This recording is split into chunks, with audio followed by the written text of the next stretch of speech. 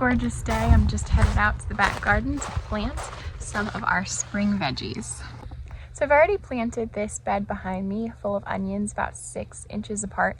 I hear that if you plant them 8 inches apart, you can get just enormous onions, but we are into space saving around here. So if 6 inches will do and get me decent sized onions, we're gonna go with 6 and not 8.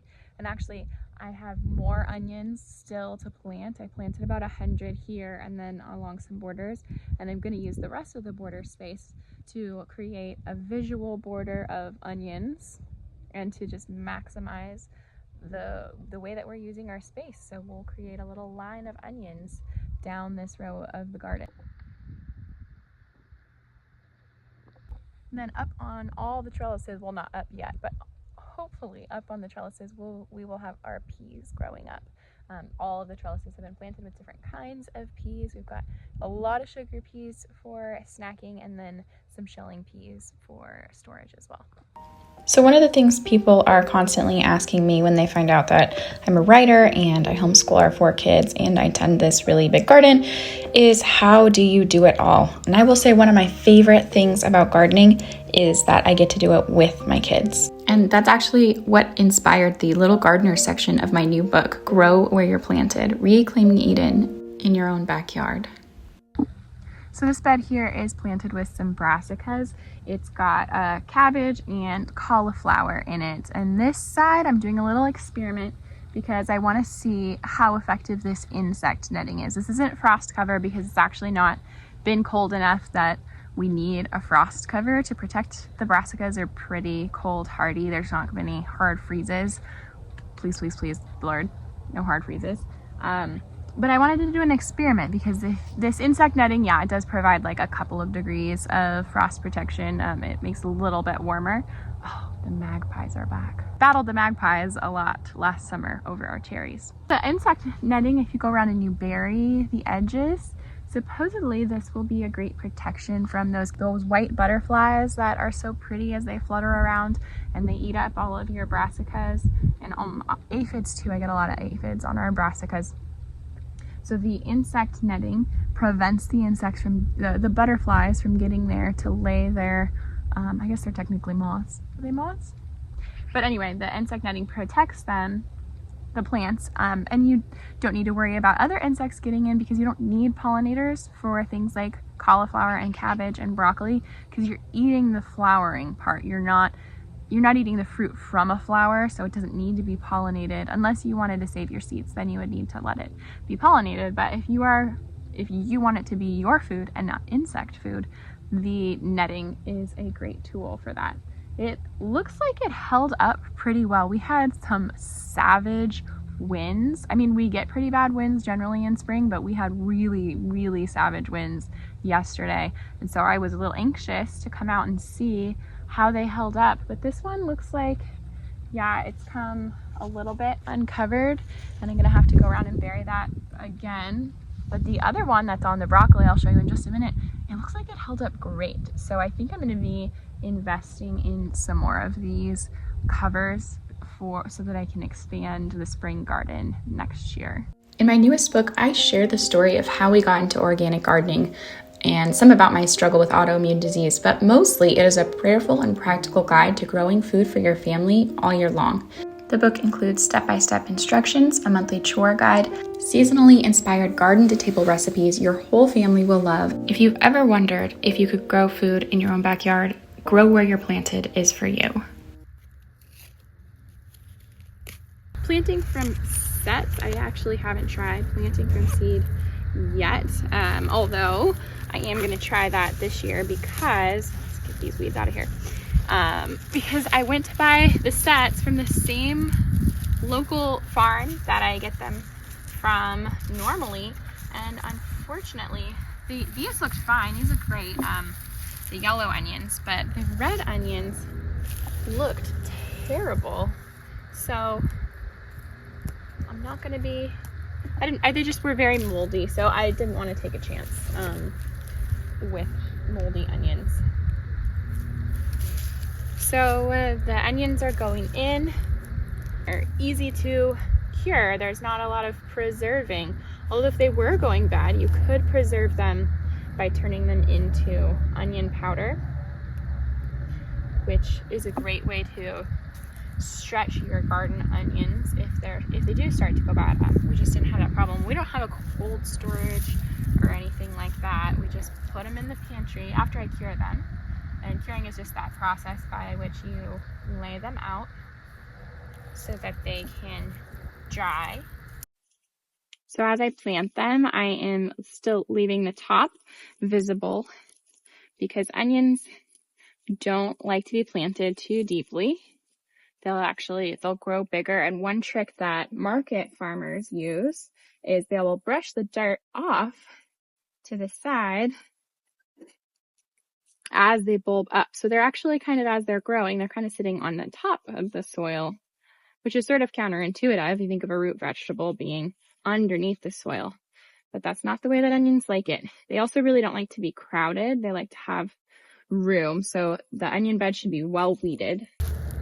Oh, look, I love that this cilantro went to seed and is coming back now, because I'm just going to let that grow up and go to seed. I'll harvest some of it, whatever I want of it, but I also will, did I already plant onions here?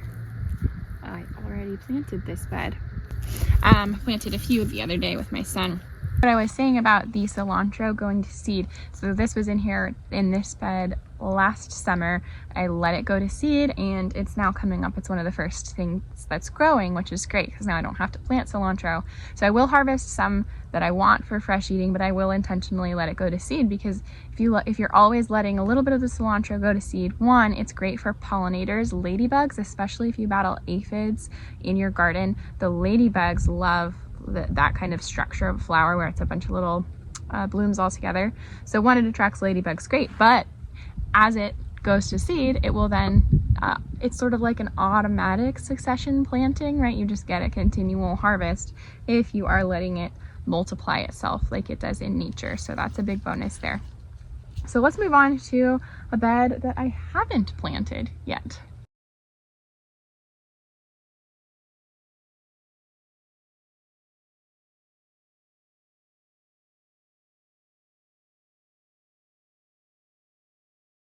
The only thing, at least that I think is a real bummer about planting this early. So I love being able to plant this early, but at the same time, these irrigation that you see, we get our irrigation from the irrigation system locally. I think we pay like $100 a year to be able to water, which is fantastic.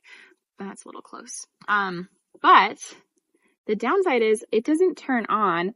I mean, rightly so, right? They're worried about it freezing and all of that, but it doesn't turn on until like mid to late April. So I have to come out and hand water.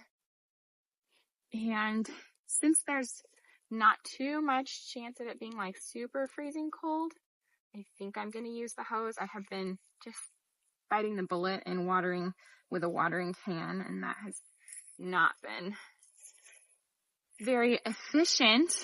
So last year I planted about 100 onions for our family, thinking that's roughly 2-ish per week, and they were pretty small. So this year I'm going ahead, I'm planting 150 onions, and I'm kind of hoping that they get a little bit bigger because I'm spacing them out a little bit more. And I am taking note, they are heavy feeders, so I'm going to be giving them a little bit more fertilizer at the beginning, but you don't want to be fertilizing throughout the season, because if you are giving it a lot of nitrogen, that's going to cause the leafy tops to grow up really, really big and beautiful. But what we want with onions, of course, is for the plant to send its energy into the roots. So that means heavy feeders early in the season, but then kind of pull back. One thing that is a downside to planting them on the edge of the bed is that I can't turn off the water, or I won't turn off the water if there's something that needs to be watered, higher, that's higher up in this bed, closer to the fence, then I'm not going to want to turn off this zone. So when I do have my onions in their own bed, I can just turn off the water, with the irrigation that we have set up, I can just turn these. If I want them to spray more or less, I can turn them completely off. So I can move it around, and I can sort of adjust this one in this bed to spray this way if I want, but I can't turn it completely off. And when you harvest onions, you do really want them to have been drying out a little bit in the soil. You don't want to pull out a big muddy onion, because when you do that, they're going to be really likely to mold, and you don't want to go through all of the work of growing your onions, harvesting them, trying to cure them, and just to have a bunch of moldy onions. So it is better if you have that dedicated bed just to turn off, stop watering. And if you have a system like me where you're interplanting them, which is a good idea, it has its own benefits to interplanting, because bugs, pests don't really like the smell of onions. So they're going to back off and not bug your beloved plants if they are interplanted that way. So there's pros and cons to everything. You don't want to harvest sopping wet onions, bottom line. All right, in this bed, I am sowing early wonder beets. I really want to get everything in the spring section harvested and out by mid-May. So having some early maturing varieties, veggies, like beets, like some lettuce that's 21 days, and maybe planting some radishes as well. Those are really quick crops, so you can get some produce in the shoulder season. You can do this in spring, you can do it in fall. If you've already harvested some of your beds and you have clear space, or for me, it works better in spring to focus on my main shoulder season being spring, because I am still getting a really good crop of my summer stuff, which I consider like the really exciting, fun things. The things I like a lot are mostly the tomatoes and just things that grow, pumpkins, things that grow in the summer. And I'm still getting a great crop in October, and there's just not enough time to also then turn around and get a fall crop. So I like to do the cold loving stuff in the spring. There's nothing in the ground. It's a great time to cover up the soil with plants that we want, so that nature doesn't cover them up with plants that we do not want, aka weeds. So I'm going to sow these out 1/2 an inch, and it says 1 seed every 4 inches.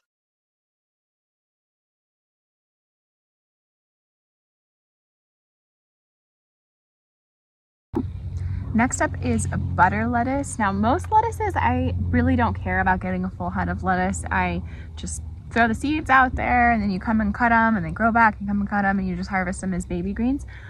Butter lettuce is like luxury lettuce. I love butter lettuce. So this I am actually going to attempt to get a whole head of butter lettuce. And I want to be able to, I could eat like a head of a day, probably easily. I could eat one in a meal. And so I just really like it. So this is 3 seeds every 6 inches, and then I'll come along and thin them so that there's 1 head per every 6 inches. They're pretty small. They're not like, you're not going to have a huge head of lettuce even at their biggest size.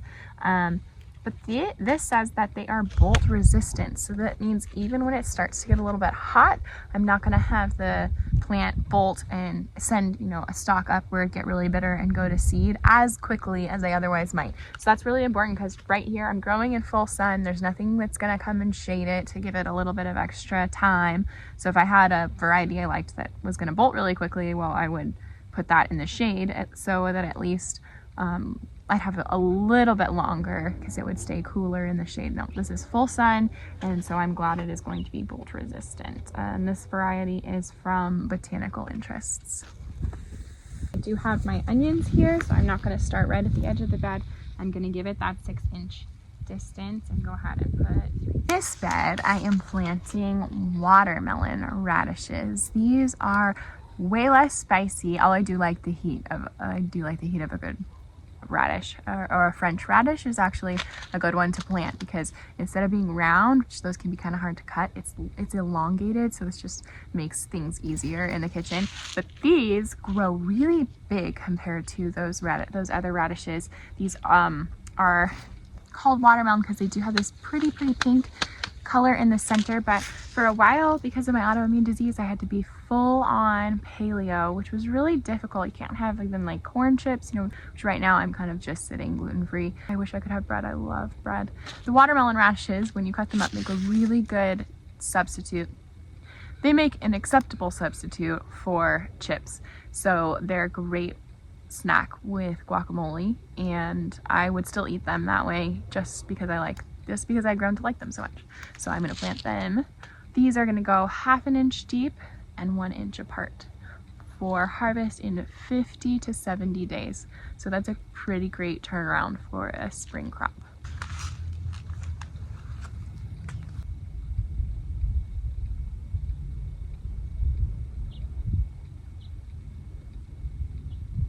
Over here on the straight trellises, I already have planted our shelling peas. I think those were an Amish shelling pea. In a bed surrounding those are gonna grow, really have a habit. They're gonna get about 3 feet tall, and they're gonna wanna grow and cling to the trellis for support. So in the bed around it, I'm gonna go in and put in my toy choy bok choy. This is so great because it's gonna be ready in just a month, and they are really, I think, delicious when you just steam them. But when you fry these up like a stir fry with those Asian flavors like garlic and ginger and soy and a little bit of red pepper, a squeeze of citrus, it's just like delightful. So good. So that's going to be in just a month. We're going to have all the bok choy that we can eat for a little while. If you want to space it out, it's a good idea to plant some, come back a week later, plant some more a week later, come back, or 2 weeks, depending on how much your family is going to eat. That's called succession planting. And it just means that you're not having one big harvest all at once. Now, sometimes when I'm planting a lot of seeds like this, instead of making and poking a little hole, I do a little bit of a divot. So if I want to do 3 seeds every 6 inches, I'm not going to do them a foot apart. The package says do them a foot apart. I'm going to put them a little closer than that. Recommendations, and then there's real life and doing what works. So these will grow just fine. I'm just going to actually sprinkle them along like that. And cover them up with a little bit of soil. Water them in a little bit, but then I will come along later and thin. When there are 2 inches, I will thin to 1 every 6 inches.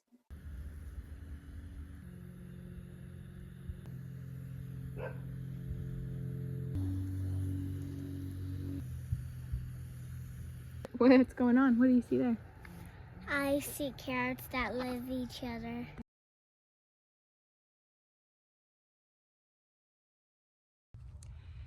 It's St. Patrick's Day. So in our zone, St. Patrick's Day is right around the perfect time to plant potatoes. So we celebrate with the Irish tradition of planting potatoes. Today we're going to be clearing out this kale to make room for our potatoes.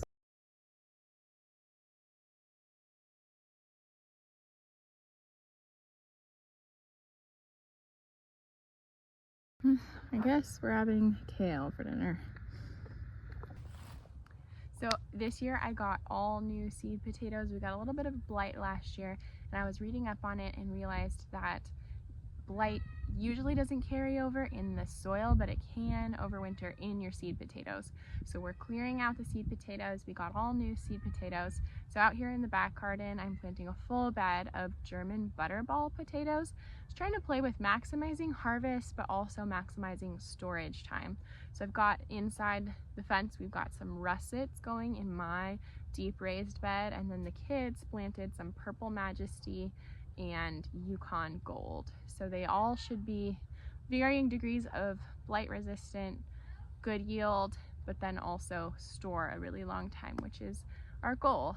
That's one of the experts. I put that one in the hole. So now that you've stuck with me this long, if you want to get my system for how I tend this huge garden while also being a writer and homeschooling my 4 kids full time, everything is in here. My book called Grow Where You're Planted, Reclaiming Eden in Your Own Backyard. It's really beautiful. It's divided into seasons, so you can get a look at what you need to do each season. What chores should you be doing right now to grow an abundant crop of food for your family? There's also great little hands in the dirt tips for how do you do this with kids? How do you get kids excited to join with you in this project of growing our own food, being outside, being stewards of nature? There's my kids right now. There's also a full checklist that comes in printable form as well if you want to print it out and actually check everything off for everything you need to do each month of your garden. There are planting guides, a seasonal seed inventory, recommendations of what I think is good to invest in versus what is more of a splurge, a printable annual seed inventory so you don't buy 300 packages of arugula and realize you didn't even need to buy any packages of arugula because you have arugula going to seed in the garden, for example. Ask me how I know. And then the last section here is garden to table recipes. So these are our family's tried and true favorite recipes of what to do with all of this abundance in the garden. This is more than just the story of how our family came to this journey of organic growing and learning to steward what we've been given. It is a guide to how you can do the same thing for your family. And I really am excited. So I can't wait to see what you grow this summer. I hope you learn to appreciate where you are, to not let perfection get the best of you, and to grow where you're planted.